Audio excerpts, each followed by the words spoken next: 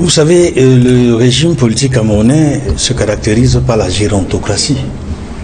Et c'est l'une des principales limites d'un régime gérontocratique, c'est-à-dire de ne faire confiance qu'aux personnes très âgées, pas de personnes âgées, mais de personnes très âgées. C'est-à-dire ils sont plus que septuagénaires, ils sont octogénaires, ils sont nonagénaires. La jeunesse pour laquelle le chef de l'État, dans ses différents discours, notamment tous les 10 février, clame haut et fort qu'ils sont le fer et lance de la nation, ne compte pas pour beaucoup. Il ne compte que pour les discours. Mais l'essentiel des fonctions de l'État, à tous les niveaux, est occupé par des personnes très âgées. Et ça fait 42 ans que ça dure. Et ce n'est pas de nature à montrer la vitalité d'un régime politique. Il faut d'abord le souligner pour ensuite rentrer pleinement sur ce qui se passe au Parlement camerounais. C'est assez inhabituel, à la limite même c'est exceptionnel. Edmond Kamgia, depuis le 5 mars, les députés sont réunis à l'hémicycle. Le doyen d'âge a pris la parole, a fait le discours d'ouverture. Maintenant, normalement, on devait suivre avec l'élection du président, puis l'élection du bureau définitif de l'Assemblée nationale, même manège au Sénat. Depuis lors, c'est le blackout total. Est-ce que cela ne pose pas un problème? Est-ce qu'il n'y a pas un risque de blocage des institutions? Combien de temps est-ce qu'il faut encore attendre pour que le président du Sénat sorte de l'hôpital pour être réélu? Combien de temps va-t-on attendre que le président se décide de désigner, peut-être comme il le fait, président national du RDPC, désigner ceux qui vont constituer le bureau de l'Assemblée nationale? Est-ce que vous faites un lien avec la récente sortie de l'honorable Nkoa Feguer? Vous savez, le régime politique camerounais se caractérise par la gérontocratie. Et c'est l'une des principales limites d'un régime gérontocratique, c'est-à-dire de ne faire confiance qu'aux personnes très âgées, pas de personnes âgées, mais de personnes très âgées. C'est-à-dire ils sont plus que septuagénaires, ils sont octogénaires, ils sont nonagénaires. La jeunesse pour laquelle le chef de l'État, dans ses différents discours, notamment tous les 10 février, clame haut et fort qu'ils sont le fer et lance de la nation, ne compte pas pour beaucoup. Il ne compte que pour les discours. Mais l'essentiel des fonctions de l'État, à tous les niveaux, est occupé par des personnes très âgées. Et ça fait 42 ans que ça dure. Et ce n'est pas de nature à montrer la vitalité d'un régime politique.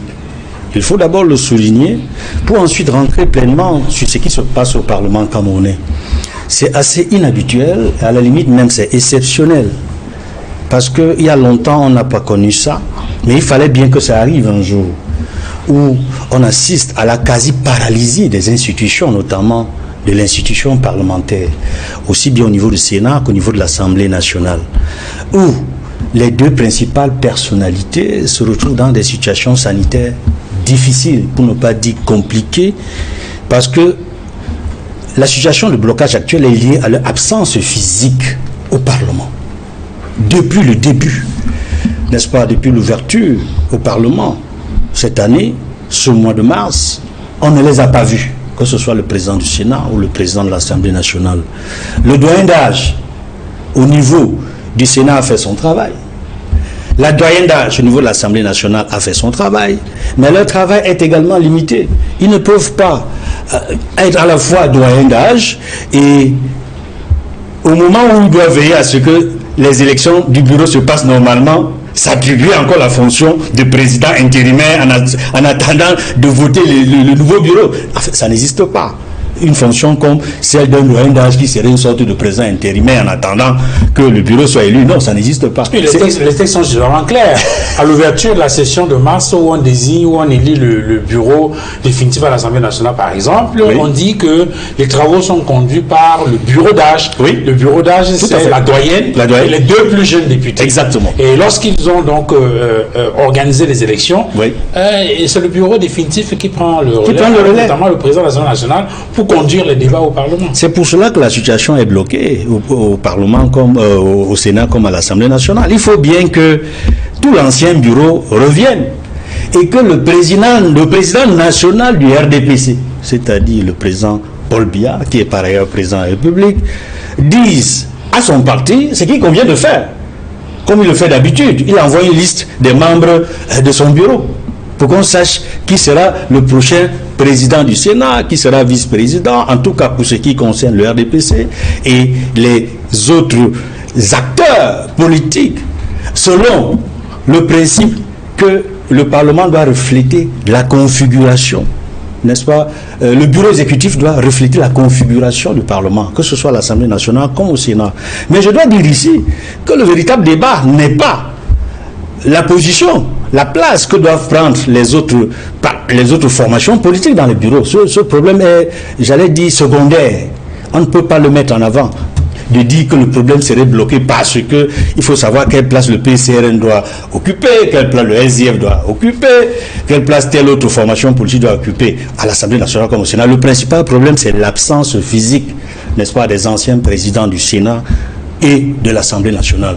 Et sur ce point précis, il faut le dire également que le Cameroun, à travers cette institution qui est importante, c'est le pouvoir législatif, c'est-à-dire c'est le pouvoir qui contrôle, qui vote des lois, qui adopte les lois, qui contrôle l'action du gouvernement, une telle paralysie qui s'étend pratiquement sur 2 semaines, alors qu'ils doivent travailler pendant tout un mois, cela montre ce que le chef d'État lui-même déplore, n'est-ce pas? L'immobilisme. Qui a créé l'immobilisme? Ben c'est lui-même qui crée l'immobilisme, parce que lui au moins il a une solution. En tant que, pas seulement en tant que président de la République, mais en tant que président national du RDPC. Ce qu'il convient de faire, et c'est la seule chose qu'il faut faire, si les anciens présidents du Sénat et de l'Assemblée nationale ne sont pas là, qu'ils proposent d'autres candidats à ces fonctions-là, et que les doyens d'âge conduisent naturellement l'élection du bureau et se retirent, pour que l'institution parlementaire fonctionne normalement. Mais bon, il y a une question qui vient, il y a une situation qui vient à l'esprit. Lorsqu'on parcourt la Constitution, je crois qu'il y a des situations où on dit que le Parlement doit se réunir en congrès. Que ce soit par exemple pour recevoir le serment du président de la République, bon ce n'est pas le cas, mais il y a par exemple des membres du Conseil constitutionnel qui viennent d'être nommés. Et il me semble, je parle sous votre contrôle, vous en tant que juriste, ces membres du Conseil constitutionnel doivent prêter serment. Oui, oui. Et le serment doit être reçu, je crois, par le Parlement qui est réuni en congrès. Absolument. Mais dans une situation... Les nouveaux membres qui ont été désignés au Conseil constitutionnel doivent prêter serment devant le Parlement réuni en congrès. C'est-à-dire, le Sénat et l'Assemblée nationale doivent se réunir ensemble et c'est devant eux que les nouveaux membres du Conseil constitutionnel doivent prêter serment avant d'entrer en fonction. Et je crois qu'il y a également une disposition à la Constitution qui prévoit qu'il y a des situations pour lesquelles le président de la République peut solliciter l'avis